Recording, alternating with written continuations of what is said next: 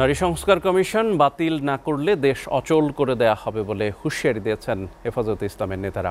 এ সময় মহাসমাবেশ থেকে নতুন দুটি কর্মসূচিরও ঘোষণা করা হয়েছে।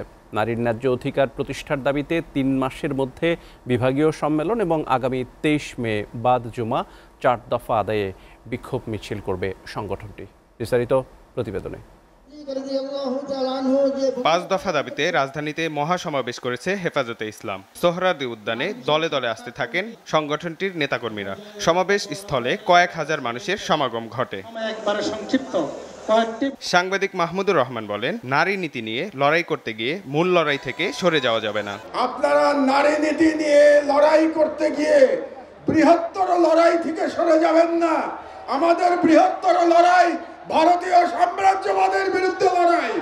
আমাদের বৃহত্তর লড়াই ইসলামের জন্য আমাদের লড়াই।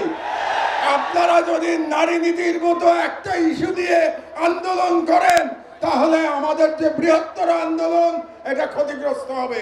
হেফাজতে ইসলামের যুগ্ম মহাসচিব মামুনুল হক বলেন, নারী বিষয়ক কমিশন সংখ্যাগরিষ্ঠ মানুষের ধর্মীয় অনুভূতিতে আঘাত করেছে। কেউ আওয়ামী লীগের পুনর্বাসনের চিন্তা করবেন না।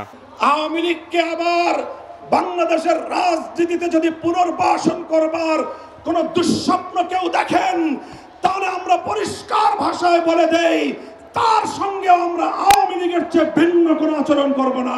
এই ফ্যাসিবাদী শক্তিকে পুনর্বাসিত করবার পায়ে তারা চালায়, তাদের সঙ্গে আমরা লড়াই করব ইনশাআল্লাহ।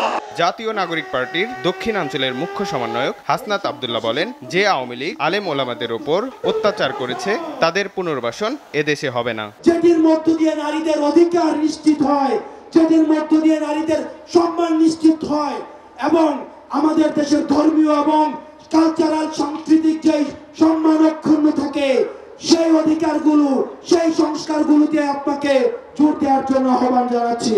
হেফাজতে ইসলামের সিনিয়র যুগ্ম মহাসচিব জুনায়েদ আল হাবিব বলেন, সন্ত্রাসের দায়ে আওয়ামী লীগকে নিষিদ্ধ করতে হবে।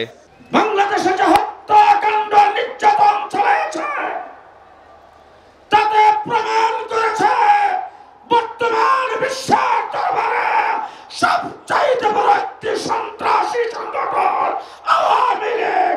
সুতরাং আজকের মঞ্চ থেকে দাবি জানাতে চাই, সন্ত্রাসের দায়ে আওয়ামী লীগকে নিষিদ্ধ করতে হবে, আওয়ামী লীগকে নিষিদ্ধ করতে হবে।